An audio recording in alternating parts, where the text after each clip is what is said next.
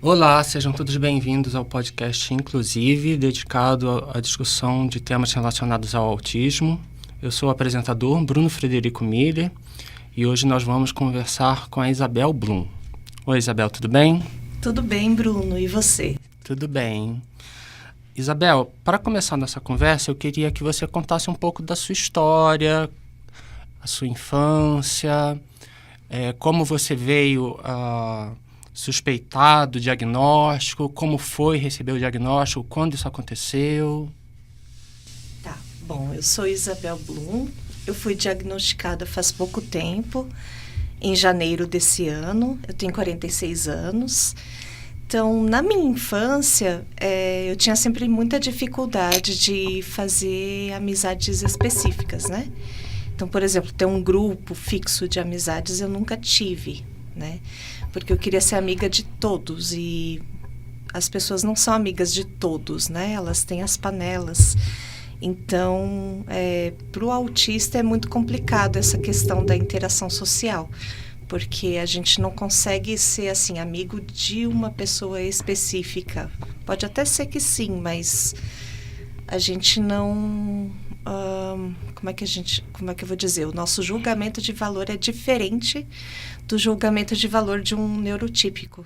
De que forma?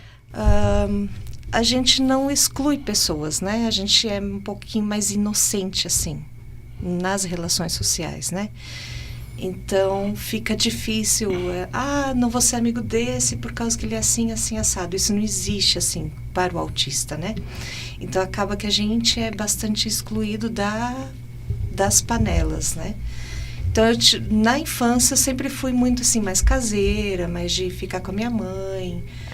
Não tinha muita amizade específica, né? Então, conhecia todos, cumprimentava todos, mas não tinha, assim, um relacionamento fixo, né? Como é hoje em dia também, não tenho, assim, um relacionamento fixo com determinada pessoa, a não ser com meu marido e com minha filha, mas de amizade, assim, com outras pessoas, ou eu sou amiga de todo mundo, ou não sou amiga de ninguém, assim. Tinha uma preferência por contato com pessoas adultas? Tinha. Até hoje, assim, eu me dou muito bem com pessoas mais idosas, que gostam de conversar, alguma coisa mais produtiva. Me dou melhor com homens do que com mulheres, porque eu não sei conversar, por exemplo, sobre como fazer uma unha, como cuidar de mim, né? E salão de beleza, essas coisas assim, não faz muito parte do universo autista, né? A gente não gosta muito de ir para um salão de beleza, então é muito difícil, né? Então, comparando, por exemplo, eu com a minha filha adora um salão de beleza, comprar uma roupa, ir para shopping, não sei o quê, né? Se arrumar. Isso é uma coisa que angustia a gente, então a gente não dá conta, né? A gente não dá conta do barulho do salão de beleza, do tempo que se passa lá dentro, né? Então não tem muito o que conversar com outras meninas sobre isso. Não entendo de moda, não entendo nada disso. Então, os hiperfocos são sempre mais científicos, digamos assim, né? Existe uma ideia de que o autismo... O cérebro do autista é um pouco como o cérebro do homem, né? Ele é mais voltado para coisas do que para relacionamentos. Ele está mais preocupado com o movimento do que com o foco, né? O olhar centralizado. Eu lembro que quando eu era criança, eu tinha uma preferência também por pessoas adultas. Eu não sei se isso é típico de autista, mas eu achava a relação com eles mais fácil do que com crianças. E como eu estava sempre acostumado com um mundo mais ordenado, com as regras mais definidas, uma rotina mais definida, eu acho que eu tinha mais facilidade de transitar nesse meio do que no meio das crianças, onde tudo é mais espontâneo, às vezes até meio caótico, né? Além, é claro, das questões que envolvem a dificuldade de relacionamento, que, no caso dos menores de idade, também passa pelo bullying, né? Você passou por essa experiência? Eu passei, mas não foi tão acentuado com relação à aparência, né? Porque bullying, na minha época, era muito acentuado com relação à aparência. Mas era mais por causa do meu jeito de ser, assim, né? Então, de eu querer sempre ser a líder da turma, também querer tudo muito organizado. Então, sempre era a que estudava mais, a que se dedicava mais a isso, aquilo. Então, era chamado de CDF, essas coisas assim, né? Que na época, hoje em dia, você ser chamado de CDF, ninguém nem liga, né? Acho que ninguém fica chateado com isso. Mas naquela época era uma coisa assim que me magoava muito, né? Então é a nerd, embora eu não seja altas habilidades, né? Eu tenho muita facilidade no meu hiperfoco, eu não sou altas habilidades. Mas é como se fosse, né? Então, era muito esforçada, assim, sempre queria ir bem na escola, né? E eu acho que o bullying, ele é mais mascarado no autismo, principalmente na adolescência. Eu vou te dar um exemplo, um trabalho em grupo, por exemplo, né? Todo mundo sabia que fazer trabalho em grupo comigo ia tirar 10, né? Aquele grupo ia tirar 10. Então, todo mundo queria fazer trabalho em grupo comigo, mas não porque gostavam de mim, da minha pessoa, mas por causa do 10. Né? Então, o bullying é mais ou menos assim. Então, você não tem amigos, né? Você tem pessoas interesseiras, né? Que acabam sugando você. Então, na adolescência é bem complicado essa questão. Eu vou até fazer um reparo aqui, porque eu falei que o bullying é uma coisa próprio das crianças, mas, na verdade, adultos também fazem, né? Só que quando o adulto faz, aí tem outro nome, que é assédio moral. E é uma coisa sobre a qual a gente já conversou. Eu queria que você compartilhasse com o público. As suas experiências não só na infância, também na idade adulta, de bullying, exclusão, assédio moral, como se queira chamar, e até que ponto isso tem a ver com o fato de você ser autista e qual é o impacto que isso teve em você, psicologicamente, emocionalmente. Tá. Bom, primeiro eu acho que tem a ver com o fato de eu até buscar o diagnóstico, né? O fato de eu não conseguir perceber as microexpressões das pessoas me deixava bastante confusa, assim. Eu pensava, por exemplo, que determinada pessoa era boa, estava sendo boa comigo, quando na verdade estava me passando para trás, né? E eu não percebia. Então, o que acontece no autismo, e principalmente para autista que é mulher, né? Essa questão da microexpressão é muito complicada, porque de repente é um cara mal intencionado que chega até você e você não percebe, né? Então ele vai fazer uma macroexpressão de um sorriso, é aquilo que você vai gravar. E aquelas microexpressões de maldade você não vai perceber, né? E quando você se dá conta, você já está numa posição em posição de vítima com aquela pessoa, e aquela pessoa está fazendo maldade com você, e quando você se dá conta, ela já fez a maldade, né? Então, isso tem a ver com o autismo e com o fato de ser autista mulher também, porque, infelizmente, a autista mulher, ela tem uma empatia exacerbada pelas pessoas, né? Principalmente a autista mulher que teve filhos por questão hormonal, né?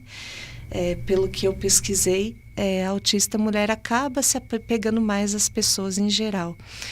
E daí esse bullying ou esse assédio moral, ele vem de homens mal intencionados, né, com mulheres. Talvez ele não tenha, ele ou eles, né, porque eu me vi em várias situações na pandemia, não foi só uma, né, várias situações de assédio na pandemia. Talvez a pessoa não tenha percebido que você é autista, mas percebeu que você é alguém assim mais boba, digamos assim, né? Então, assim, as pessoas me tratam como uma pessoa inteligente, mas ao mesmo tempo muito boba, né? E outra coisa que a gente não percebe é quando o cara tá vindo dar em cima de você, por exemplo. Porque a gente não consegue distinguir uma piada de uma cantada. Então, assim, o que é um meme, o que é uma trollagem, o que é uma piada, o que é uma cantada? Muitas vezes eu achava que era piada, que a pessoa estava contando e ria, né? E eu casada, né? Imagina, capaz que eu ia responder a uma cantada, né? Por exemplo. Não responda cantadas, eu amo meu marido. Mas a pessoa chegava para você e fazia aquela cantada em tom de piada, eu ria achando que era uma piada. Então, eu não sei diferenciar piadas de cantadas e vice-versa, né? Então, existe uma maldade, assim, por causa da nossa sociedade que é machista, existe uma certa maldade com as mulheres em geral. E o ruim de ser autista é que a gente não detecta logo, né? Uma mulher neurotípica vai detectar logo aquela maldade e talvez, né? Nem sempre, talvez vá conseguir se defender. E a autista mulher não consegue. E essa dificuldade de identificar o que é uma piada, o que é uma cantada, o que é um meme, existe alguma técnica para melhorar isso? Eu ouvi dizer que existe, mas que, pelo que a minha terapeuta falou, é algo que eu deveria já desde a infância ter feito, né? Existem terapias que preparam você para o mundo neurotípico, né? Mas, assim, ela disse, infelizmente, assim, você descobriu muito tarde o seu autismo, né? Então, na verdade, o ideal agora não é nem eu aprender a me defender, mas é eu aprender a pedir suporte, né? Porque provavelmente eu não vou compreender. Eu já estou muito velha, assim, para reaprender essas coisas, né? Aprender a interpretar essas coisas, né? Então, se pelo menos eu conseguir identificar e pensar assim, opa, isso é uma piada ou isso é uma cantada, e pedir suporte para alguém próximo, né? Aí já é um grande passo. Então, eu tenho feito isso. Por exemplo, meu Instagram era só meu. Agora eu peço para o meu marido sempre olhar meu Instagram todos os dias. Ele olha todas as mensagens que eu recebi, né? Se ele dá conta, claro. Ou pelo menos as mensagens que eu acho, assim, que eu preciso de um suporte, né? Mas você não acha isso meio frustrante? Porque, assim, eu entendo que existem situações em que realmente nós precisamos pedir ajuda. Não tem outro jeito, ou pelo menos não tem outro jeito agora. Uhum. Mas o que a gente gostaria era de ser autônomo, de não precisar desse suporte, né? E eu percebo que quando a gente tem esse diagnóstico tardio, que a gente já passou pela infância, pela adolescência, por uma parte da vida adulta, que a gente descobre que os nossos problemas, as nossas características, elas têm um nome, é autismo.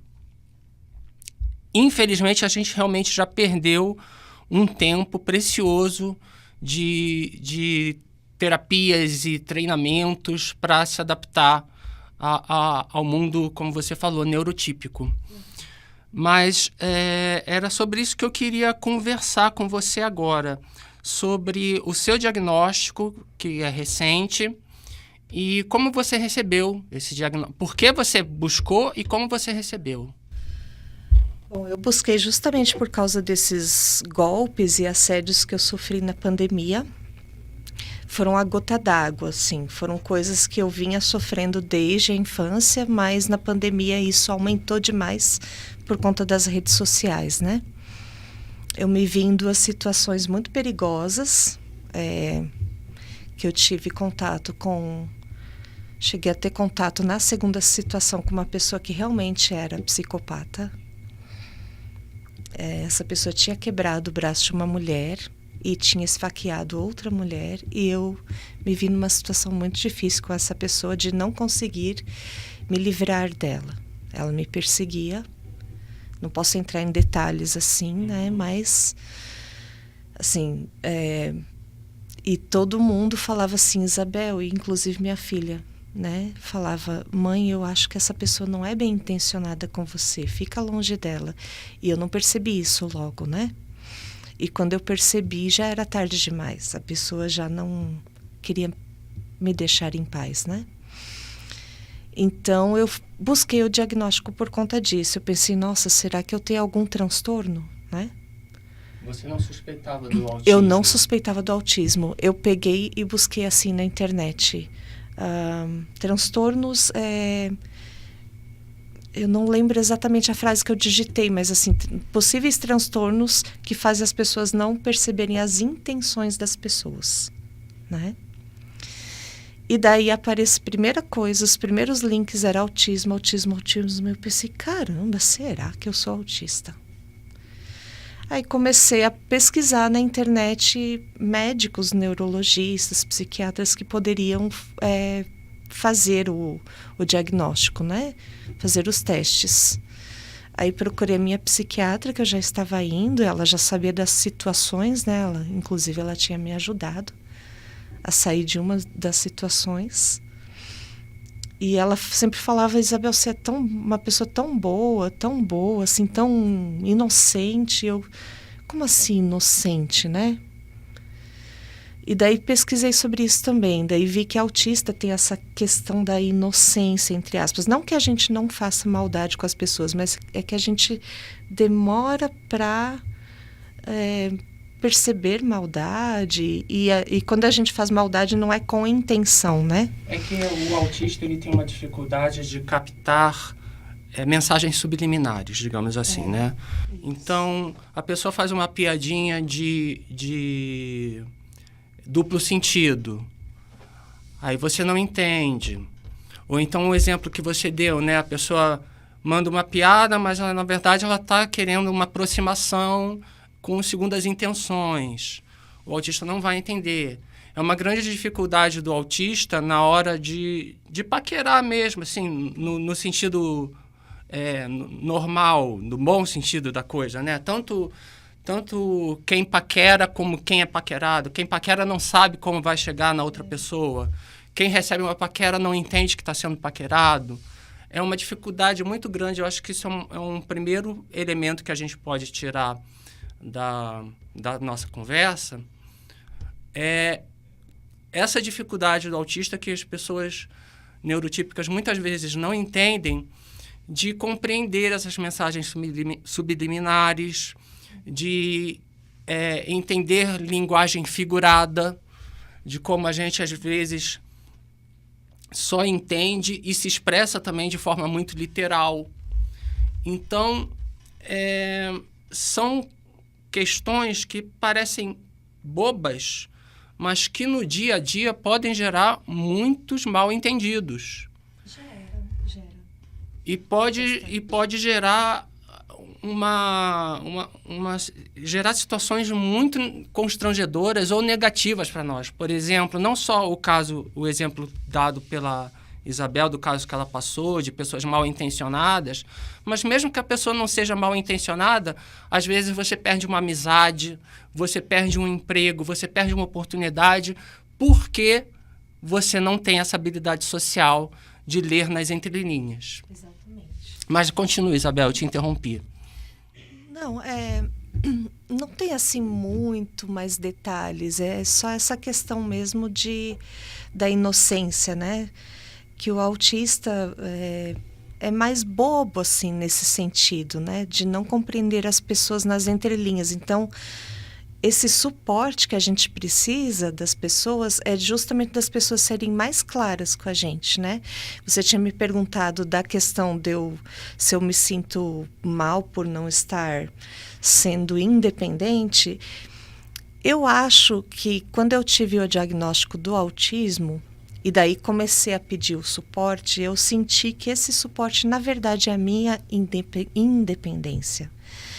Por quê? Porque finalmente eu compreendo o que está realmente acontecendo, né? Então, acontece uma situação e eu pergunto para alguém o que está acontecendo, né? Exatamente de um jeito mais literal, digamos assim. E a partir do momento que eu compreendo aquela situação, então me dá um alívio, né? Porque você fica sempre assim, o que aconteceu mesmo? O que está acontecendo de fato? Né? Você ter sempre uma realidade fragmentada, sem suporte, eu acho que isso é muito sufocante. Então, para mim, foi um alívio saber que eu sou autista e fez todo sentido, assim, na minha vida. Você abraçou o diagnóstico sem problema, sem culpa? Sem culpa e também... sabendo agora que esse suporte não é assim uma dependência emocional que eu vou ter das pessoas. É um suporte mais, digamos, mais técnico, né? De as pessoas só traduzirem para mim o mundo como que seria para o autista. A gente falou aqui, eu quero falar sobre os seus hiperfocos, mas antes eu quero fazer uma pergunta para você. A gente falou aqui, a gente discute muito sobre as dificuldades de ser autista. Mas tem alguma coisa no autismo, no fato de ser autista, que é para você uma vantagem ou um prazer? Tem uma vantagem porque eu sou musicista, né? Você tá falando que a gente vai começar a falar do hiperfoco. Eu sou musicista, então uma das vantagens é escutar muito bem, né? Eu escuto bem demais. Então, meu ouvido, apesar dele não ser assim absoluto, ele é um ouvido relativo muito bom. Isso me ajuda muito para o meu trabalho, né? Na rua atrapalha bastante, que tem barulho demais na rua, né? Mas no meu trabalho com música é maravilhoso ter um ouvido quase perfeito. Então vamos lá, a música é o seu hiperfoco? Vamos falar um pouco meu disso. Hiperfoco. Eu gosto demais de reger coral, de cantar, de dar aula de canto.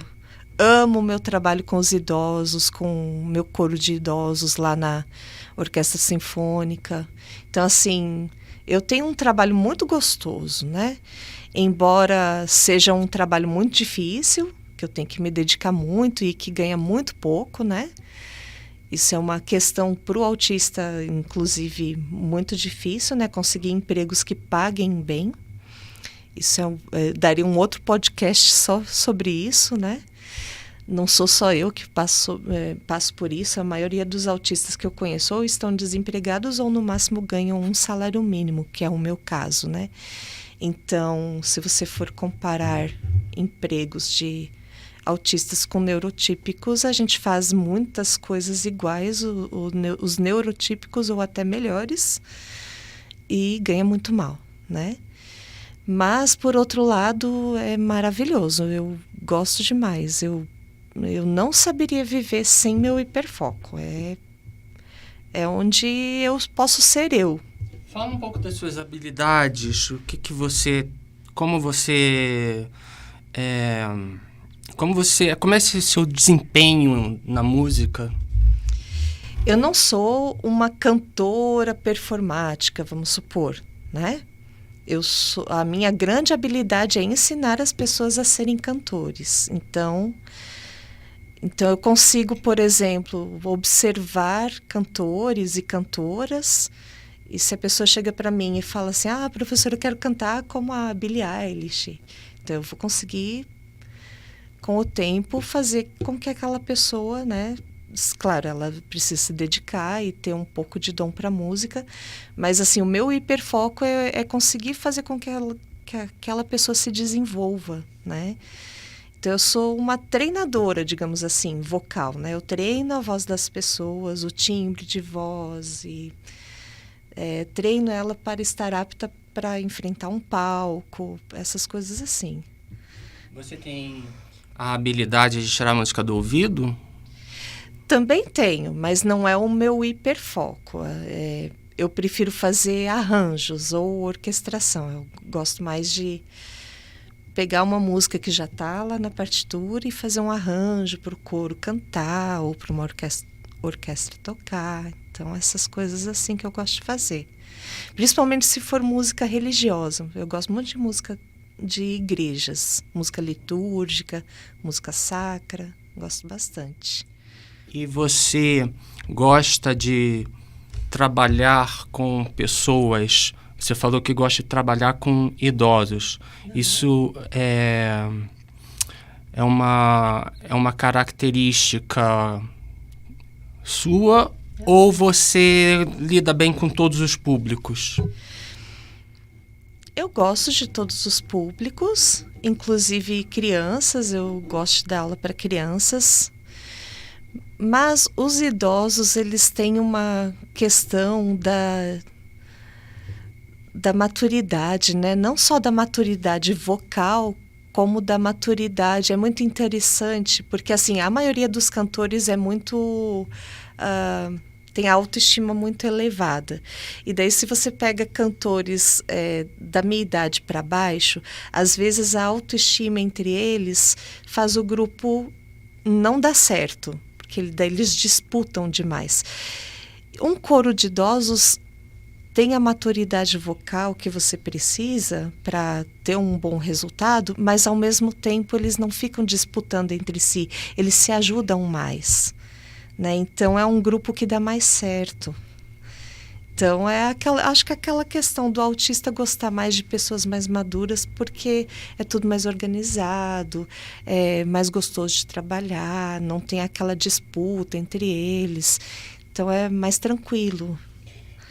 Para concluir, eu queria que você falasse um pouco da sua experiência no NAIA. Como é que você conheceu o NAIA? De que forma frequentar o NAIA tem te ajudado? Eu já tinha ouvido falar do NAIA por conta do Murilo. O Murilo, ele frequenta a mesma igreja que eu frequento. A mãe dele tinha me falado sobre o NAIA. E eu não sabia que o NAIA fazia terapias de adulto. Para mim era uma coisa só assim para a idade do Murilo para baixo, né? O Murilo, na época que eu fiquei sabendo do NAIA, ele tinha uns 13 anos. E eu achava que era para crianças, no máximo adolescente. E por curiosidade, eu comecei a seguir o NAIA Autismo no Instagram. Aí ali eu vi a postagem sobre se você levasse o laudo, que você teria terapias em grupo gratuitas. Então foi no começo desse ano, de 2023, que eu vi essa postagem e entrei em contato com o celular, que caiu direto no celular do NAIA, do Marcelo, que é o idealizador do NAIA, né?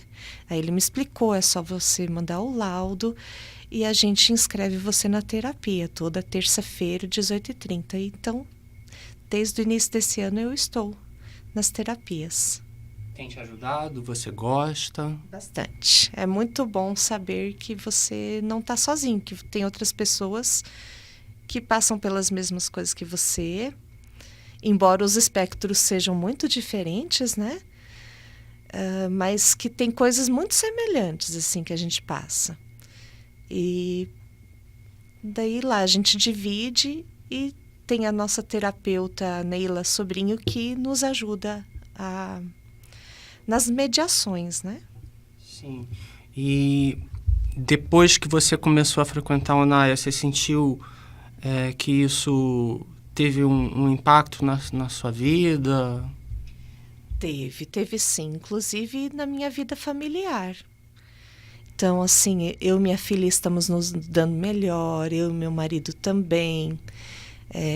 Eles percebem o quanto eu mudei e eles também estão mudando, né? Inclusive, estão tendo paciência para me dar o suporte necessário, porque lá no NAI a gente aprende o que é o suporte que a gente precisa, né?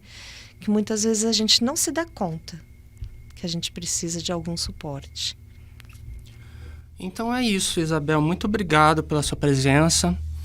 Ao nosso público fica a sugestão, né? Se você é autista, busque suporte, busque um grupo de apoio, vai fazer muita diferença na sua vida. Esse foi o podcast Inclusive. Eu sou Bruno Frederico Milha e nós falamos hoje com a Isabel Blum, musicista.